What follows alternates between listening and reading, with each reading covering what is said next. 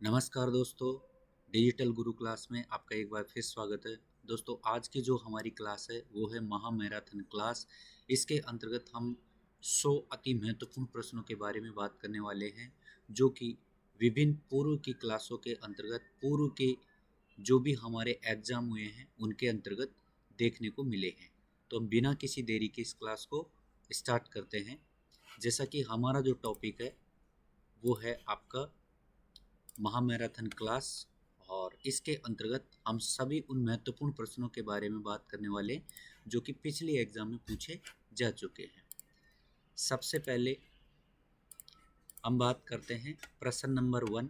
पूछा गया है इसमें, मोबाइल हॉटस्पॉट क्या करता है। यानी हम मोबाइल के अंतर्गत हॉटस्पॉट का यूज करते हैं, तो इसके द्वारा हम क्या करते हैं ये हमसे पूछा गया है। तो यहाँ पे हम मोबाइल हॉटस्पॉट के द्वारा अन्य उपकरणों के साथ साझा करने की अनुमति हॉटस्पॉट से लेते हैं। यानी अन्य उपकरणों को हम हॉटस्पॉट के द्वारा इंटरनेट से जोड़ते हैं, साझा करते हैं।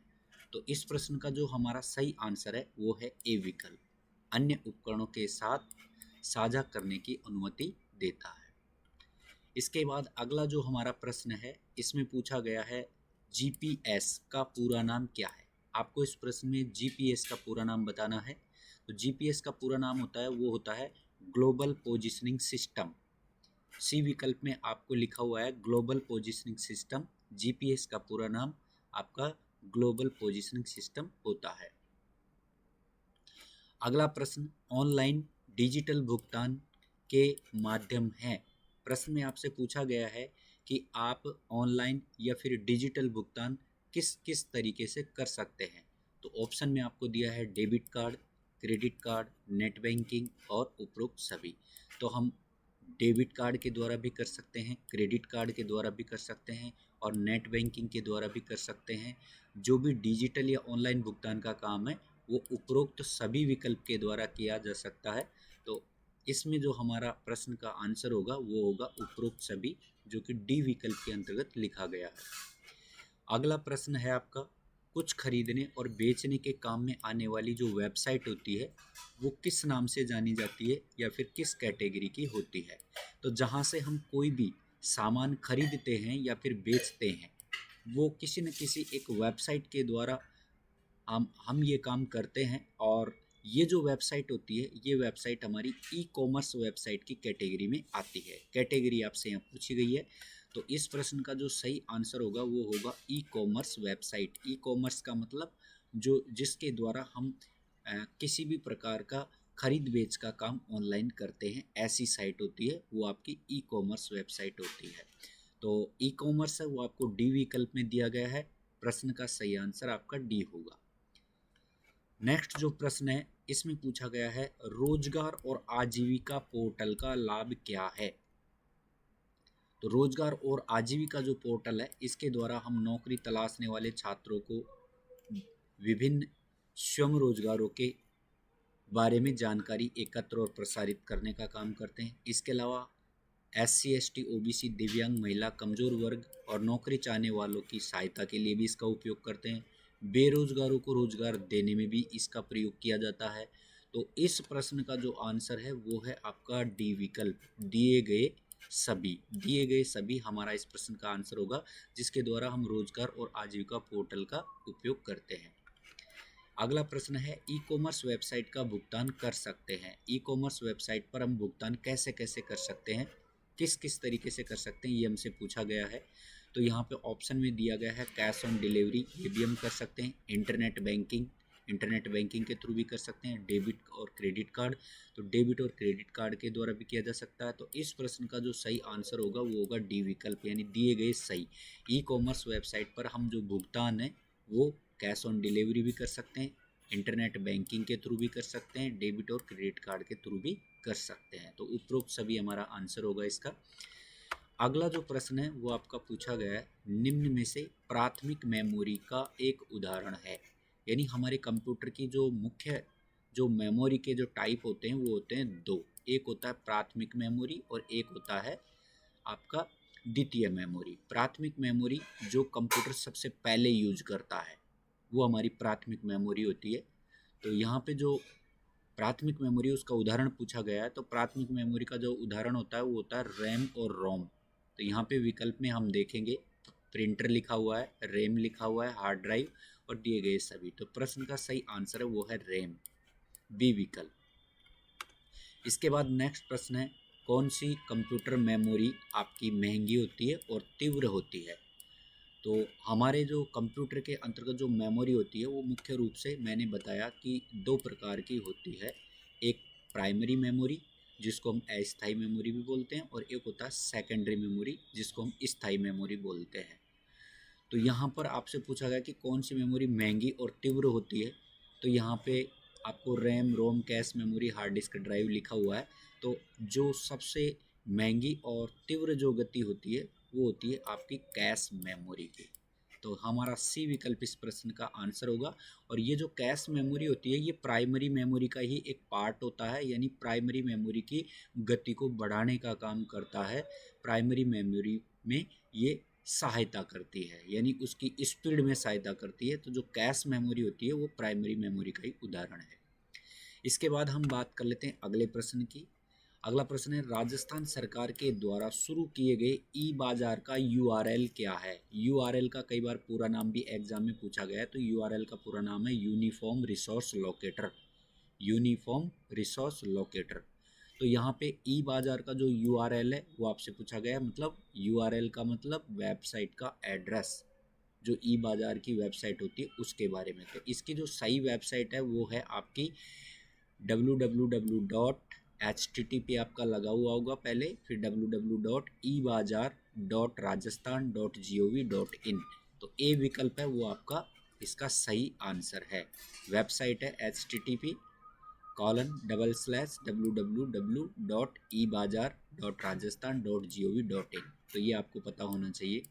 ए हमारा इस प्रश्न का आंसर है। इसके बाद नेक्स्ट प्रश्न है, निम्न में से माइक्रो ब्लॉगिंग का एक उदाहरण है। माइक्रो ब्लॉगिंग का एक उदाहरण है, माइक्रो ब्लॉगिंग के उदाहरण के बारे में पूछा गया है। तो इसका जो सही आंसर है वो है राज वेलफेयर, बी विकल्प इस प्रश्न का आपका सही आंसर है। अगला प्रश्न है, जीपीएस का पूरा नाम बताइए। तो जीपीएस का पूरा नाम या फिर विस्तारित रूप, इस तरीके से प्रश्न पूछा जा सकता है आपसे। तो जीपीएस का जो पूरा नाम होता है वो होता है ग्लोबल पोजिशनिंग सिस्टम। जीपीएस का पूरा नाम ग्लोबल पोजिशनिंग सिस्टम, जो कि सी विकल्प में लिखा हुआ है। सी हमारा इस प्रश्न का सही आंसर है। अगला प्रश्न है, ऑनलाइन और डिजिटल भुगतान, ऑनलाइन और डिजिटल भुगतान के माध्यम है। ये प्रश्न कई बार आ चुका है। तो ऑनलाइन और डिजिटल भुगतान में हम डेबिट कार्ड के द्वारा भी करते हैं, क्रेडिट कार्ड के द्वारा भी, नेट बैंकिंग के थ्रू भी करते हैं, और इसके अलावा कैश ऑन डिलीवरी भी होता है। तो उपरोक्त सभी हमारे इस प्रश्न का बिल्कुल सही आंसर होगा। अगला प्रश्न है, ई मित्र मॉडल किस तरह के ई गवर्नेंस का इस्तेमाल करता है? तो ई मित्र जो होता है वो हमारा करता है G2C को भी करता है, और इसके अलावा हमारा B2C को भी करता है, B2C को भी करता है और G2C को भी करता है। तो इस प्रश्न का सही आंसर है बोथ G2C और B2C, जो कि बी विकल्प में लिखा हुआ है। G2C का मतलब होता है गवर्नेंस टू कंज्यूमर और B2C का मतलब होता है बिजनेस टू कंज्यूमर। इसके बाद नेक्स्ट जो हमारा प्रश्न आता है उसमें पूछा गया है, G2C ई गवर्नेंस में G2C का पूरा नाम बताइए। तो देखो G2C का पूरा नाम आपसे पूछा गया है, तो इसका पूरा नाम है गवर्नमेंट टू सिटीजन, जो कि अभी अपन ने बात की थी। ए विकल्प हमारे इस प्रश्न का बिल्कुल सही आंसर है। अगला प्रश्न है, राज ई वॉल्ट किस तरह का आपका एक सॉफ्टवेयर है? राज ई वॉल्ट एक सॉफ्टवेयर है, लेकिन पूछा गया किस तरह का ये सॉफ्टवेयर है। तो ये हमारा डॉक्यूमेंट मैनेजमेंट सिस्टम टाइप का सॉफ्टवेयर है, डॉक्यूमेंट मैनेजमेंट का काम करता है। तो बी विकल्प हमारे इस प्रश्न का सही आंसर है। नेक्स्ट हमारा प्रश्न है, इंटरनेट सर्च इंजन का एक उदाहरण है। इंटरनेट पर जब हम कोई भी सूचना को खोजते हैं तो हम सर्च इंजन का यूज करते हैं। तो सर्च इंजन है वो हमारे दो हैं, एक है आपका गूगल, GOOGLE, ये भी आपको विकल्प में मिल सकता है, और एक है हमारा याहू, YAHOO। तो इन दोनों में से कोई भी आ जाए आपका आंसर होगा। यहाँ पे विकल्प में आपको याहू दे रखा है, तो सी विकल्प हमारे इस प्रश्न का आंसर है, यानी याहू आपके सर्च इंजन का उदाहरण है। अगला प्रश्न आपका आता है, ईमेल भेजने के लिए निम्नलिखित में से क्या आवश्यक है? तो हम विकल्पों में देखेंगे, यहाँ पे लिखा हुआ है प्रेषक की मेल आईडी, प्रेषित की मेल आईडी, पासवर्ड भी चाहिए और उपरोक्त सभी। तो हमें ईमेल भेजने के लिए प्रेषक की मेल आईडी भी चाहिए, प्रेषित की मेल आईडी चाहिए, पासवर्ड भी हमें चाहिए। तो हमारे इस प्रश्न का जो सही आंसर है वो है डी विकल्प, यानी उपरोक्त सभी हमारे इस प्रश्न का आंसर हो जाएगा। अगला प्रश्न है, निम्न में से कौन सा ई वॉलेट का वैध उदाहरण है? ई वॉलेट का मतलब है इलेक्ट्रॉनिक वॉलेट, इलेक्ट्रॉनिक बटुआ। तो ई वॉलेट का जो वैध उदाहरण है वो है आपका पेटीएम। यहाँ पे विकल्प में आपको दिया गया है पेटीएम। तो पेटीएम हमारे बिल्कुल इस प्रश्न का सही आंसर है। अगला प्रश्न आता है आपका, ई मित्रा का पूरा नाम बताइए, फुल फॉर्म बताइए। तो ई मित्रा का जो पूरा नाम होता है वो होता है इलेक्ट्रॉनिक मित्र। तो इलेक्ट्रॉनिक मित्र हमारे इस प्रश्न का बिल्कुल सही आंसर है। ये प्रश्न आया हुआ है, आपको ध्यान रखना है, ई मित्रा से आपका बार बार काम पड़ता रहता है। तो इलेक्ट्रॉनिक मित्र इसको बोला जाता है। अगला प्रश्न है, इंटरनेट एक्सप्लोरर है। तो इंटरनेट एक्सप्लोरर एक ब्राउज़र है। ब्राउज़र एक सॉफ्टवेयर को ही बोला जाता है जो इंटरनेट की फाइलों को पढ़ता है। तो इंटरनेट एक्सप्लोरर है यानी क्या है, ये आपसे पूछा गया है। तो इंटरनेट एक्सप्लोरर एक वेब ब्राउज़र है, वेबसाइट पर किसी भी इंफॉर्मेशन को ब्राउज करने का काम करता है। इसके बाद अगला प्रश्न आता है, एक लोकप्रिय चैटिंग सेवा को कहा जाता है, खालिस्तान कहा जाता है। एक लोकप्रिय चैटिंग सेवा को क्या कहा जाता है? इंटरनेट रिले चैट बोला जाता है इसको। तो सी विकल्प हमारे इस प्रश्न का आंसर है। अगला प्रश्न है, किसी विषय पर सर्च करते समय किसका उपयोग करते समय जो सूचना प्राप्त होती है वह डेटाबेस जैसी संरचना में व्यवस्थित होती है।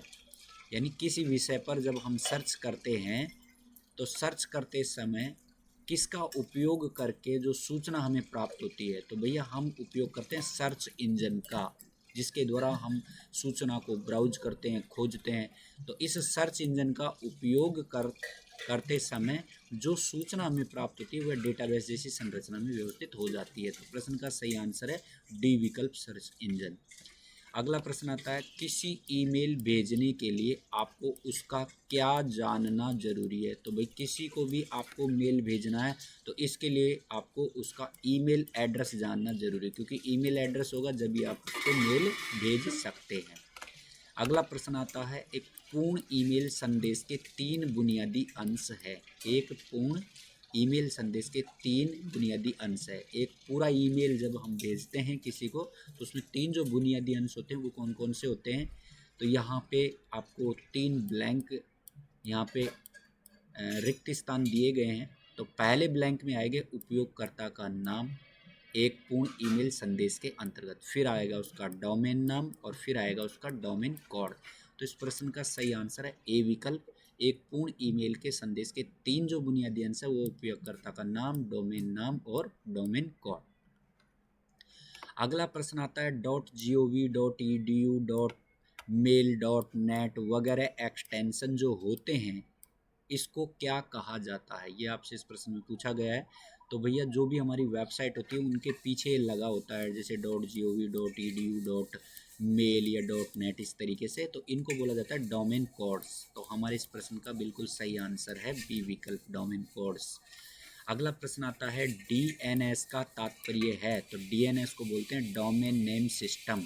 डीएनएस का पूरा नाम क्या हो गया? Domain name system. अगला प्रश्न आता है, वेब की दुनिया में एक साइट से दूसरी साइट पर जाने की प्रक्रिया को क्या कहा जाता है? तो वेबसाइट की दुनिया में जब यानी वेबसाइट पर जब हम काम करते हैं तो एक साइट से जब हम किसी दूसरी साइट पर जाते हैं तो उस प्रक्रिया को हम बोलते हैं नेविगेटिंग। तो इस प्रश्न का सही आंसर है डी विकल्प। अगला प्रश्न आता है, खालिस्तान एक फाइल जो कि ईमेल मैसेज के साथ में जुड़ करके जाती है। तो यानी आपकी एक फ़ाइल होती है उसका क्या नाम है जो कि ईमेल मैसेज के साथ जुड़कर जाती है? ये आपसे इस प्रश्न में पूछा गया है। तो उसको हम बोलते हैं अटैचमेंट, यानी अटैच कर देते हैं उस फाइल को तो वो हमारे मेल के साथ अटैच हो जाती है और फिर जैसे हम मेल को सेंड करते हैं तो वो आपकी सेंड हो जाती है। इसके बाद अगला प्रश्न आता है, स्पैम होते हैं या फिर स्पैम क्या है? तो ये भी आपका ईमेल से संबंधित ही है। ईमेल के अंतर्गत जो स्पैम होते हैं वो अनचाहे संदेश होते हैं, अनावश्यक जो भेजे गए संदेश होते हैं वो होते हैं जिन्हें स्पैम बोला जाता है। तो बी विकल्प हमारे इस प्रश्न का बिल्कुल सही आंसर है। अगला प्रश्न आता है, इंटरनेट पर भेजी गई सूचनाओं को किस प्रकार के टुकड़ों में विभाजित किया जाता है। इंटरनेट पर भेजी गई सूचनाओं को किस प्रकार के टुकड़ों में विभाजित किया जाता है, तो इसका सही आंसर है पैकेट, यानी पैकेट में विभाजित किया जाता है।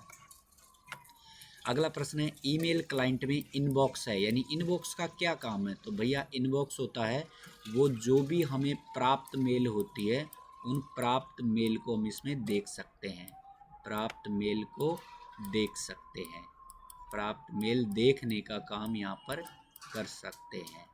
लेकिन अब हमें विकल्प देखना पड़ेगा, तो वह स्थान जहाँ भेजा हुआ ईमेल रखा जाता है, तो भेजा हुआ मेल नहीं, प्राप्त मेल की बात करनी है हमें। तो वह स्थान जहाँ अवांछित मेल रखा जाता है, वह स्थान जहाँ हटाए गए ईमेल रखा जाता है, तो भैया जहाँ पे हटाए गए ईमेल रखते हैं उसको तो बोलते हैं ड्राफ्ट, और जहाँ पे अवांछित ईमेल होते हैं उसको बोलते हैं स्पैम, और जहाँ पर भेजा गया मेल रखते हैं उसको बोलते हैं आउटबॉक्स। हमें पूछा गया इनबॉक्स के बारे में, तो इसका मतलब इनमें से कोई नहीं विकल्प आपके इस प्रश्न का बिल्कुल सही आंसर है। अगला प्रश्न है आपका, खालिस्तान विकल्प प्रोजेक्टर को विंडो 10 से कनेक्ट करते समय कंप्यूटर और प्रोजेक्टर के बीच छवि को विभाजित करता है, और इस तरह आप अपने कंप्यूटर स्क्रीन पर एक चीज़ और प्रोजेक्टर स्क्रीन पर कुछ प्रदर्शित कर सकते हैं। तो इस जो प्रक्रिया है इसको बोलते हैं एक्सटेंड, एक्सटेंड बोलते हैं इस प्रक्रिया को। तो इस प्रश्न का जो सही आंसर है वो है सी विकल्प, एक्सटेंड। नेक्स्ट जो हमारा प्रश्न आता है, भारत में कौन सा कानून विशेष रूप से साइबर अपराधों और इलेक्ट्रॉनिक वाणिज्य को संबोधित करता है और इलेक्ट्रॉनिक प्रशासन के लिए कानूनी ढांचा प्रदान करता है और साइबर अपराधों के लिए दंड परिभाषित करता है। तो इस प्रश्न का जो सही आंसर है वो है भारतीय आईटी अधिनियम 2000। डी विकल्प में आपको दिया गया है, डी विकल्प हमारे इस प्रश्न का बिल्कुल सही आंसर है। अगला प्रश्न आता है आपका, बायोज का पूर्ण रूप क्या है। तो बायोज जो है इसका पूर्ण रूप है आपका basic input output system. B विकल्प हमारे इस प्रश्न का बिल्कुल सही आंसर है। बायोज का पूर्ण रूप क्या है, basic input output system. B विकल्प में आपको दिया गया है, तो हमारे प्रश्न का जो सही आंसर है वो है आपका बी विकल्प, basic input output system. Next है आपका, आईपी का फुल फॉर्म क्या होता है। तो आईपी को बोलते हैं भैया इंटरनेट प्रोटोकॉल। सी विकल्प हमारे इस प्रश्न का बिल्कुल सही आंसर है, इंटरनेट प्रोटोकॉल। अगला प्रश्न आता है, निम्नलिखित में से किसका उपयोग आपका फ़ोन वायरलेस प्रदाता के नेटवर्क के माध्यम से आपको एक स्थान से दूसरे स्थान तक ले जाने के लिए नेविगेशन के रूप में किया जाता है। तो वो होता है आपका जीपीएस। जीपीएस होता है वो आपको फ़ोन या वायरलेस प्रदाता के नेटवर्क के माध्यम से एक स्थान से दूसरे स्थान पर ले जाने का काम करता है, यानी हमें आगे से आगे वो बताता रहता है लोकेशन के बारे में। और भैया कई बार जीपीएस का पूरा नाम भी पूछा गया है कि जीपीएस का पूरा नाम बताइए, तो इसका पूरा नाम है global positioning system. Global positioning system, ये मैंने आपको बता दिया है, ग्लोबल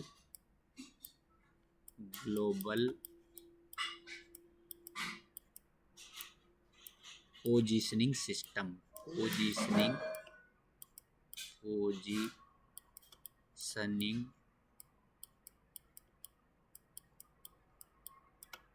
ग्लोबल पोजिशनिंग सिस्टम, जो कि जीपीएस का पूरा नाम है आपका।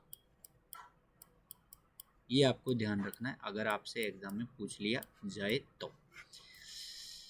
अगला है आपका, ईमेल अटैचमेंट क्या है। तो ईमेल अटैचमेंट होता है जिसके अंतर्गत भैया हम एक ईमेल के साथ भेजा गया दूसरे प्रोग्राम द्वारा निर्मित एक अलग दस्तावेज होता है जिसको कि हम मेल के साथ में भेजते हैं। तो बी विकल्प हमारे इस प्रश्न का आंसर है। ईमेल अटैचमेंट क्या है, एक ईमेल के साथ भेजा गया दूसरे प्रोग्राम द्वारा निर्मित एक अलग दस्तावेज होता है।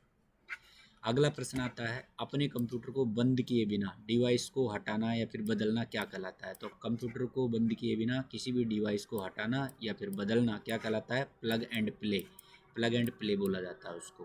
तो बी विकल्प हमारे इस प्रश्न का सही आंसर है। अगला प्रश्न आता है, इंटरनेट पर कंप्यूटर की पहचान किसके द्वारा की जाती है? तो इंटरनेट पर कंप्यूटर की पहचान आईपी एड्रेस से की जाती है, आईपी पते से की जाती है। तो प्रश्न का सही आंसर है सी विकल्प, आईपी एड्रेस या आईपी पता। अगला है, एक वेबसाइट खालिस्तान का संग्रह है, यानी वेबसाइट किसका संग्रह होती है? तो वेबसाइट पे बहुत सारे वेब पृष्ठ होते हैं, वेब पृष्ठ, वेब पेज। तो ए विकल्प हमारे इस प्रश्न का सही आंसर है, वेब पेज का या वेब पृष्ठ का संग्रह होती है। इसके बाद, एक उपकरण जो कि न केवल सर्च सुरक्षा प्रदान करता है बल्कि पावर आउटेज के दौरान कंप्यूटर को बैटरी बैकअप प्रदान करने का कार्य भी करता है, तो उसको बोलते हैं भैया यूपीएस। क्या बोला जाता है? यूपीएस, जो कंप्यूटर को इमरजेंसी में क्या करता है? सुरक्षा प्रदान करता है और पावर आउटेज के दौरान कंप्यूटर के बैटरी बैकअप को पावर प्रदान करने का काम करता है। इसके बाद हम बात करते हैं, अगला प्रश्न है हमारा, इसमें पूछा गया है, राजस्थान सरकार के द्वारा शुरू की गई जो ई कॉमर्स वेबसाइट है उसका एक उदाहरण बताइए। तो ई कॉमर्स वेबसाइट का उदाहरण है ई बाज़ार। यहाँ पे जो लिखा गया है वो है ई बाज़ार। बाकी जैसे अमेजन है, फेसबुक है, तो भैया ये आपकी कौन सी वेबसाइट है? सोशल वेबसाइट है, ठीक है ना। अमेजोन है, ये आपकी ई कॉमर्स वेबसाइट है, अमेजोन। और यहाँ पे ई बाज़ार है, ई बाज़ार भी आपकी क्या है? ई कॉमर्स वेबसाइट है। तो ई कॉमर्स वेबसाइट जहाँ पे हम कोई भी सामान खरीदते हैं, बेचते हैं, तो वो आपका ई बाज़ार .com हो गया। लेकिन जैसे यहाँ पे जो प्रश्न पूछा गया है वो पूछा गया राजस्थान सरकार का, तो राजस्थान सरकार ने अमेजोन को लॉन्च नहीं किया है, ठीक है ना, ई बाज़ार को किया है। तो राजस्थान सरकार के संदर्भ में ई बाज़ार हमारा इसका आंसर होगा। बाकी अमेजोन भी वैसे एक वेबसाइट है लेकिन राजस्थान सरकार की नहीं है ये, ठीक है ना, इसीलिए यहाँ पे डी विकल्प इसका आंसर हुआ है। अगला प्रश्न आपका, क्लाउड स्टोरेज के वैध उदाहरण कौन से हैं? क्लाउड स्टोरेज के जो वैध उदाहरण है वो है Google drive, Microsoft one drive और ड्रॉप बॉक्स। तो इस प्रश्न का जो सही आंसर है वो है आपका ए विकल्प, Google drive, Microsoft one drive और ड्रॉप बॉक्स। इसके बाद अगला प्रश्न आता है आपका, फाइलों को सीडी में कॉपी करने की प्रक्रिया को क्या कहा जाता है? तो फाइलों को सीडी में कॉपी करने की प्रक्रिया को बर्न करना कहते हैं। क्या कहते हैं? बर्न करना। तो सी विकल्प हमारे इस प्रश्न का बिल्कुल सही आंसर है। अगला प्रश्न है, निम्नलिखित में से कौन सा इनपुट डिवाइस का उदाहरण है? तो वो है आपका स्कैनर। निम्नलिखित में से कौन सा इनपुट डिवाइस का उदाहरण है? तो वो है स्कैनर। स्कैनर के द्वारा, इनपुट डिवाइस किसको बोलते हैं? जिसके द्वारा हम कंप्यूटर में किसी भी सूचना को लेते हैं। तो स्पीकर, प्रोजेक्टर, प्रिंटर, ये तीनों तो भैया सूचना क्या करते हैं? देते हैं, देने का काम करता है ये तो, देना, ठीक है। जबकि स्कैनर क्या करता है? लेता है, तो लेने वाला इनपुट होता है, ठीक है। स्कैनर हमारे इस प्रश्न का सही आंसर है। और ये जो स्पीकर, प्रोजेक्टर, प्रिंटर है, ये है आपके आउटपुट के उदाहरण, OUT PUT, यानी कंप्यूटर की ये आउटपुट डिवाइस होती है, जबकि स्कैनर आपका इनपुट है, INPUT। अगला प्रश्न आता है, डोमेन नाम। डोमेन नाम उदाहरण के लिए www.vmu.ac.in को आईपी पते में अनुवादित करता है जिसे कंप्यूटर और राउटर समझते हैं। तो भैया इसका सही आंसर है वो है DNS, डोमेन नेम सर्वर इसको बोला जाता है ना। यानी खालिस्तान डोमेन नाम जो कि www.vmu.ac.in को आईपी पते में अनुवादित करता है और कंप्यूटर और राउटर इसको समझते हैं, तो ये इसको बोलते हैं डोमेन नेम सर्वर। बी विकल्प हमारे इस प्रश्न का बिल्कुल सही आंसर है। अगला प्रश्न आता है, वायरस और ट्रोजन हॉर्स और वार्म्स ये क्या हैं भैया? तो ये कंप्यूटर सिस्टम को नुकसान पहुंचाने का कार्य करते हैं, ठीक है। हमारे कंप्यूटर सिस्टम है उसको नुकसान पहुंचाने का कार्य करते हैं और ये है मालवेयर के उदाहरण है, ठीक है। तो यहाँ पे जो सही आंसर है वो कंप्यूटर सिस्टम को नुकसान पहुंचाने का कार्य करते हैं। बाकी ये मालवेयर का उदाहरण है, अगर यहाँ पे इस तरीके का विकल्प ना दे और मालवेयर लिखा जाए तो फिर वो आंसर होगा।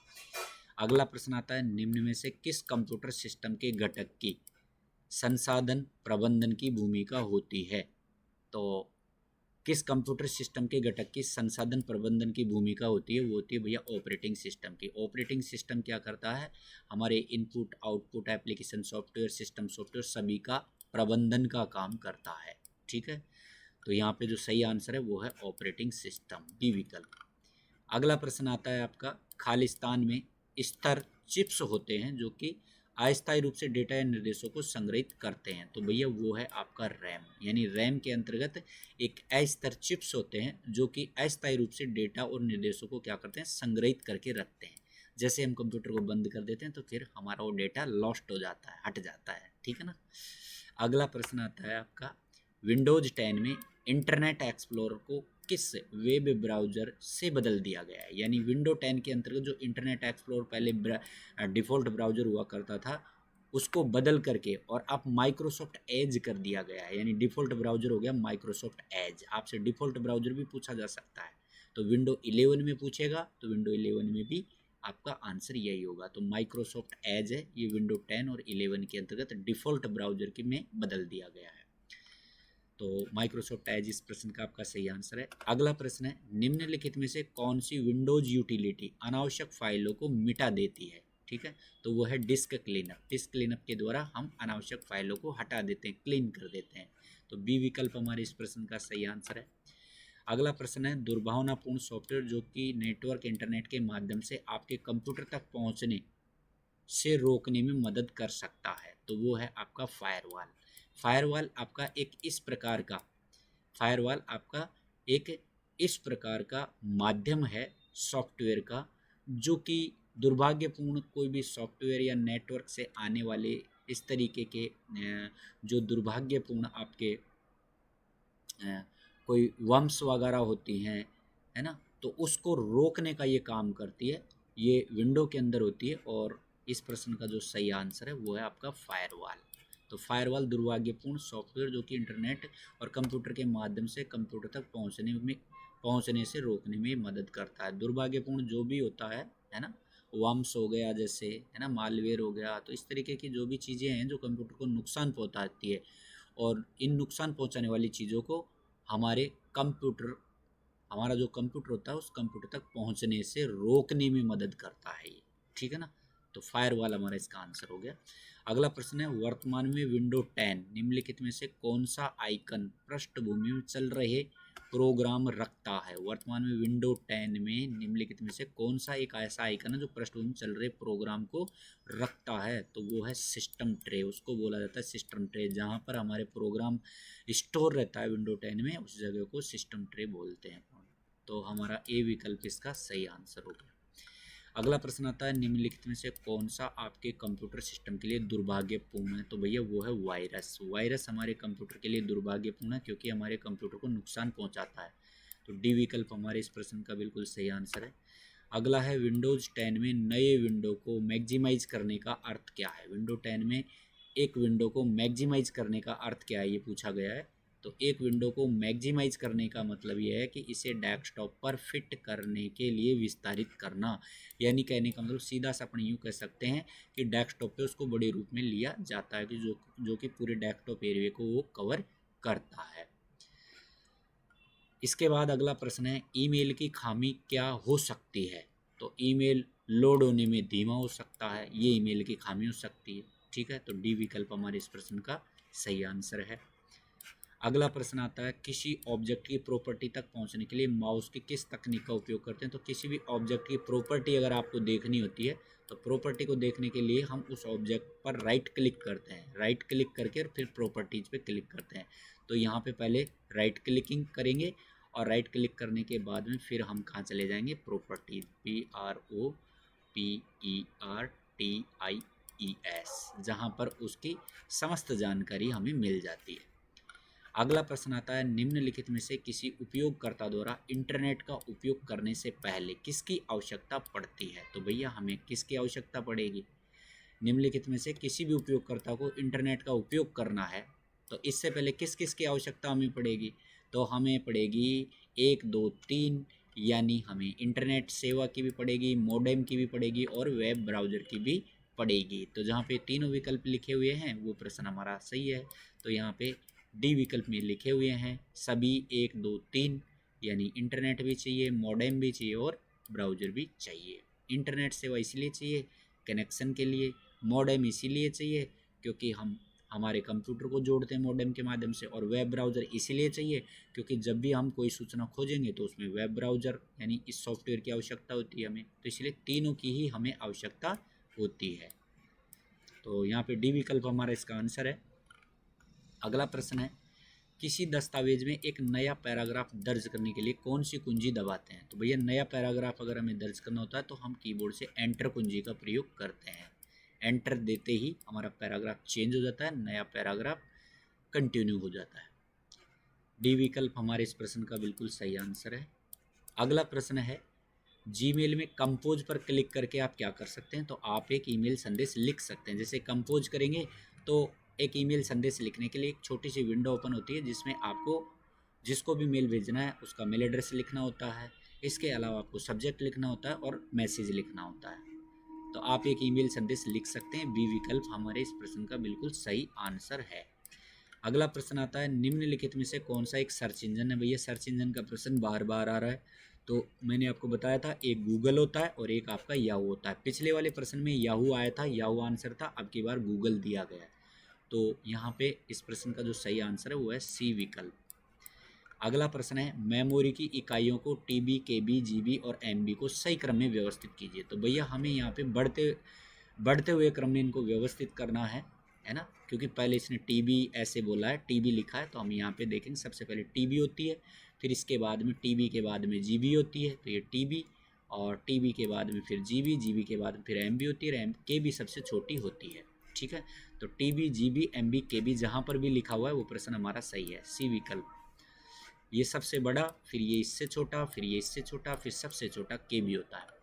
अगला प्रश्न आता है, सीपीयू निम्नलिखित दो छोटे घटकों से बना है। सीपीयू किससे बना है? तो सीपीयू का मतलब है ब्रेन ऑफ कंप्यूटर से, जो कंप्यूटर का दिमाग होता है। तो इसमें दो सेक्शन होते हैं, एक होता है एएलयू और एक होता है सीयू। तो एएलयू सीयू जहाँ पर भी लिखा है वो हमारे इस प्रश्न का आंसर हो गया। तो एएलयू सीयू ए विकल्प में ए हमारे प्रश्न का आंसर हो गया। भैया कई बार आपसे एएलयू का विस्तारित रूप भी पूछा गया। तो एएलयू का पूरा नाम है अरिथमेटिक लॉजिकल यूनिट, जो गणितीय और तार्किक गणना के काम करता है। और सीयू का मतलब है कंट्रोल यूनिट। एएलयू का ज़्यादा आया है प्रश्न, तो एएलयू का ध्यान रखना है। एएलयू का पूरा नाम है अरिथमेटिक लॉजिकल यूनिट और इसका मतलब होता है गणितीय और तार्किक गणना करना।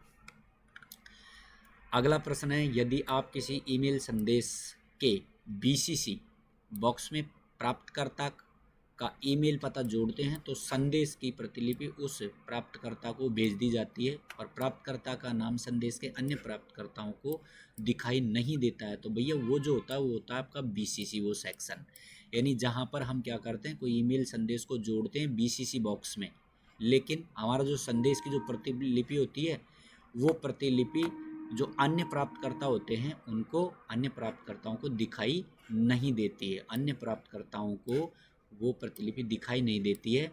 तो उसे कहाँ लिखते हैं हम? बीसीसी के अंदर लिखते हैं। बीसीसी का पूरा नाम है blind carbon copy, BLIND, blind carbon, CARBON, carbon COPY। कई बार आपसे ये प्रश्न भी पूछ लिया जाता है कि बीसीसी का विस्तारित रूप बताइए, तो ब्लाइंड कार्बन कॉपी होता है। ठीक है, अगला प्रश्न आता है, निम्नलिखित में से कौन सा कंप्यूटर सिस्टम में हार्डवेयर के उदाहरण है? हार्डवेयर, तो हार्डवेयर में भैया यहाँ पे जो विकल्प दिए हैं, MS वर्ड, एक्सेल, तो ये सॉफ्टवेयर है। पेंट, मैथ टूल, ये भी सॉफ्टवेयर है। गूगल क्रोम, मोजिला फायरफॉक्स, ये भी सॉफ्टवेयर है। तो इनपुट आउटपुट जो डिवाइस है वो हमारे इसका सही आंसर है। इनपुट आउटपुट जो भी डिवाइस है ये हार्डवेयर के अंदर आते हैं। अगला प्रश्न है, ग्राफिकल चित्र जो किसी ऑब्जेक्ट जैसे फाइल, फोल्डर आदि का प्रतिनिधित्व करते हैं। तो भैया इनको आइकन बोला जाता है। ग्राफिकल चित्र जो किसी ऑब्जेक्ट में के रूप में फाइल, फोल्डर आदि का प्रतिनिधित्व करते हैं, यानी उसके बारे में बताते हैं, तो उसको आइकन बोलते हैं। तो आइकन हमारे सी विकल्प में लिखा है, इसका आंसर है सी विकल्प। अगला प्रश्न है आपका, NVSP HTTP www.nvsp.in पोर्टल का उपयोग निम्नलिखित में से नहीं किया जाता है। किसके लिए नहीं किया जाता है? तो मतदाताओं को ईमेल भेजने के लिए नहीं किया जाता है। बाकी मतदाताओं की सूची में नाम खोजने के लिए किया जाता है। अपने बूथ ACPC को जानने में किया जाता है। नए मतदाताओं के पंजीकरण और ऑनलाइन आवेदन में किया जाता है। लेकिन मतदाताओं को ईमेल भेजने के लिए नहीं किया जाता, यानी ये इसका यूज नहीं है। तो सही आंसर यही है, डी विकल्प। यही पूछा गया कि कौन सा इसका उपयोग नहीं है। अगला प्रश्न आता है, कंप्यूटर सिस्टम का प्रत्येक घटक या तो है तो कंप्यूटर सिस्टम का प्रत्येक जो घटक होता है वो या तो हार्डवेयर होता है या फिर सॉफ्टवेयर होता है। हार्डवेयर सॉफ्टवेयर इसका सही आंसर है, जो कि आपको ए विकल्प में दिया गया है। अगला प्रश्न है मॉक का फुल फॉर्म क्या है? तो मॉक का फुल फॉर्म है भैया massive open online courses. Massive open online courses ये पूरा नाम है इसका। तो ए विकल्प में आपको दिया गया है, ये आपको पता होना चाहिए। अगला प्रश्न है प्रोजेक्टर को कंप्यूटर से जोड़ने के लिए आमतौर पर किस केबल का उपयोग किया जाता है? तो प्रोजेक्टर को कंप्यूटर से जोड़ने के लिए जिस केबल का यूज किया जाता है वो है HDMI केबल। HDMI जो केबल होती है इसके द्वारा हम प्रोजेक्टर को कंप्यूटर से जोड़ते हैं, जो कि बी विकल्प में लिखा हुआ है। बी हमारे इस प्रश्न का सही आंसर है। अगला प्रश्न आता है पोर्टल का उपयोग मुख्य रूप से बस टिकट बुक करने के लिए किया जाता है। तो बस टिकट बुक करने के लिए जो पोर्टल होता है वो होता है भैया RSRTC। अब आपसे पूछ ले कि ट्रेन टिकट यानी रेलवे का टिकट बुक करने के लिए कौन से पोर्टल का यूज किया जाता है? रेलवे। तो भैया रेलवे का जो पोर्टल होता है वो होता है IRCTC। ठीक है, रेलवे के लिए होता है IRCTC और बस के लिए होता है RSRTC। ये ध्यान रखना है। अगला प्रश्न आता है आपका CD-ROM और CDRW में अंतर बताइए। तो CD-ROM और CDRW में आपसे अंतर पूछा गया, तो इसका सीधा सा अंतर है CDRW को लिखा जा सकता है लेकिन CD-ROM को केवल पढ़ा जा सकता है। CDRW को लिखा जाता है और CD-ROM को केवल पढ़ा जाता है, रोम को पढ़ा जाता है। ठीक है, इसके बाद में इस प्रश्न का जो सही आंसर है वो डी विकल्प है। नेक्स्ट प्रश्न है आप निम्न का उपयोग करके कंप्यूटर को सोशल मीडिया का उपयोग कर सकते हैं। किस किस का उपयोग करके सोशल मीडिया का उपयोग कर सकते हैं? तो फेसबुक का, इंस्टाग्राम, ट्विटर। तो कंप्यूटर के द्वारा हम फेसबुक, इंस्टाग्राम और ट्विटर का उपयोग करके और सोशल मीडिया का उपयोग कर सकते हैं। तो सी विकल्प हमारे इस प्रश्न का बिल्कुल सही आंसर है। अगला जो प्रश्न आता है वो आता है डिजिटल फोटोग्राफ की छवि बनाने वाले बिंदुओं को हम क्या कहते हैं? तो डिजिटल फोटोग्राफ की छवि बनाने वाले बिंदुओं को बोलते हैं हम भैया पिक्सल। छोटे छोटे डॉट होते हैं, इन छोटे छोटे डॉट को पिक्सल बोलते हैं, जिनसे कोई भी छवि वगैरह या फोटोग्राफ वगैरह बनता है। इसके बाद अगला प्रश्न आता है नंबर पैड को दिशात्मक तीर के रूप में कार्य करने के लिए आप कौन सी कुंजी दबाते हैं? तो नंबर पैड के ऊपर नम लॉक होता है, तो न्यूमेरिकल लॉक भी बोलते हैं इसको, नम लॉक, न्यूमेरिकल लॉक का हम उपयोग करते हैं। सी विकल्प में दिया गया है, तो इस प्रश्न का आंसर है सी विकल्प। इसके अलावा SSO-ID किससे संबंधित है? तो SSO-ID ई मित्र पे यूज करते हैं भैया, तो ई मित्रा से संबंधित है। सी विकल्प हमारे इस प्रश्न का बिल्कुल सही आंसर हो गया। रिसाइकल बिन का क्या कार्य है? रिसाइकल बिन हमारे कंप्यूटर के अंदर एक तरीके से अनावश्यक फाइलों को डिलीट जब हम कर देते हैं तो उनको स्टोर करने का काम ये करती है। तो रिसाइकल बिन का काम क्या है? हटाई गई फाइलों को संग्रहित करना। हटाई गई फाइलों को ये क्या करता है? स्टोर करता है, संग्रहित करता है। तो ए विकल्प हमारे इस प्रश्न का बिल्कुल सही आंसर है। अगला प्रश्न है कंप्यूटर का प्राथमिक उद्देश्य खालिस्तान को प्रोसेस करना, उसे सूचना में परिवर्तित करना है। तो भैया कंप्यूटर को सबसे पहले हम डेटा देते हैं और उस डेटा को ही हमारा कंप्यूटर प्रोसेस करता है और फिर किसी सूचना में परिवर्तित करता है। तो बी विकल्प हमारे प्रश्न का बिल्कुल सही आंसर है। अगला प्रश्न है एक इम्पैक्ट प्रिंटर है और नॉन इम्पैक्ट प्रिंटर भी है। तो भैया प्रिंटर को मोटे तौर पे दो भागों में बांटा गया है, एक इम्पैक्ट और दूसरा नॉन इम्पैक्ट। यहाँ पे पूछा गया इम्पैक्ट और नॉन इम्पैक्ट प्रिंटर का उदाहरण। तो यहाँ पे इसका जो सही आंसर है वो है इम्पैक्ट प्रिंटर का तो है डॉट मैट्रिक्स और नॉन इम्पैक्ट प्रिंटर का उदाहरण है वो है इंकजेट। तो जहाँ पे डॉट मैट्रिक्स और इंकजेट लिखा है वो प्रश्न आपका सही आंसर है। तो ए विकल्प आपका बिल्कुल इसका सही आंसर है। अगला प्रश्न है एक प्रणाली है जिसे इलेक्ट्रॉनिक संगीत वाद्य यंत्रों से सूचना प्रसारित करने के लिए डिजाइन किया गया है। एक प्रणाली जिसे इलेक्ट्रॉनिक संगीत वाद्य यंत्र से सूचना को प्रसारित करने के लिए डिजाइन किया गया है, तो उस डिवाइस का नाम है भैया मिडी, MIDI। इसको बोलते हैं MIDI, मिडी इसको बोला जाता है। ठीक है, इसका पूरा नाम है म्यूजिकल इंस्ट्रूमेंट डिजिटल इंटरफेस। अगर मिडी का पूरा नाम आपसे पूछ ले तो म्यूजिकल इंस्ट्रूमेंट डिजिटल इंटरफेस इसका पूरा नाम होता है मिडी। ठीक है, और संगीत वाद्य यंत्रों के रूप में इसका उपयोग किया जाता है। ठीक है, इलेक्ट्रॉनिक ये यंत्र होता है। इसके बाद अगला प्रश्न आता है आपका निम्नलिखित में से कौन सा इनपुट डिवाइस का उदाहरण है? इनपुट डिवाइस होता है भैया जो सूचना लेने का काम करता है। ठीक है, तो जैसे यहाँ लिखा है line printer, CRT monitor speaker, तो भैया ये तो सभी आउटपुट है। तो यहाँ पे इसका सही आंसर है वो है ए विकल्प OCR। OCR का पूरा नाम है ऑप्टिकल कैरेक्टर रीडर। क्या है? Optical, OPTICAL, optical character CHARACTOR, character READER, optical character reader. ठीक है, तो ये आपको ध्यान रखना है, OCR का पूरा नाम ऑप्टिकल कैरेक्टर रीडर, जो कि इनपुट डिवाइस का उदाहरण है। ठीक है, इसके बाद में विंडोज में वह क्षेत्र जिसमें पृष्ठ भूमि, चित्र, वॉलपेपर, आइकन, टास्क बार शामिल होते हैं, तो ये होते हैं भैया डेस्कटॉप पर। विंडोज का वह क्षेत्र जहाँ पे पृष्ठभूमि, चित्र यानी वॉलपेपर होता है, आइकन होते हैं बहुत सारे, टास्क बार की पट्टी होती है, तो भैया ये कंप्यूटर में कहाँ पे होते हैं? सारे के सारे ये होते हैं डेस्कटॉप स्क्रीन के ऊपर। तो इसका सही आंसर है डेस्कटॉप। अगला प्रश्न आता है यूपीआई का फुल फॉर्म या पूरा नाम बताइए। तो यूपीआई का पूरा नाम है unified payment interface. Unified payment interface, D विकल्प हमारे इस प्रश्न का बिल्कुल सही आंसर है। अगला प्रश्न है निम्नलिखित में से किसी डिजिटल दस्तावेज प्रबंधन के रूप में जाना जाता है जिसका उद्देश्य आधिकारिक दस्तावेजों और प्रमाण पत्रों को मान्य रूप प्रदान करने की सुविधा प्रदान करता है।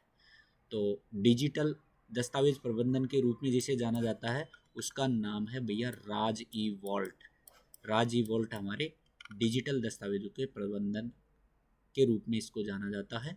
ठीक है, और उद्देश्य आधिकारिक दस्तावेज और प्रमाण पत्रों को मान्य रूप से सुविधा प्रदान करता है। तो राज ई वॉल्ट हमारे इस प्रश्न का सही आंसर है, जो कि सी विकल्प में लिखा हुआ है। अगला प्रश्न आता है निम्नलिखित में से बैंकिंग उद्योग द्वारा बड़ी मात्रा में चेक को संभालने के लिए किसका उपयोग किया जाता है? तो वो किया जाता है भैया MICR डिवाइस मशीन के द्वारा। MICR मशीन के द्वारा जो बैंकिंग सेवा होती है उस बैंकिंग के अंतर्गत बड़ी मात्रा में चेक को संभालने का काम किया जाता है। ठीक है, तो बी विकल्प हमारे इस प्रश्न का बिल्कुल सही आंसर है।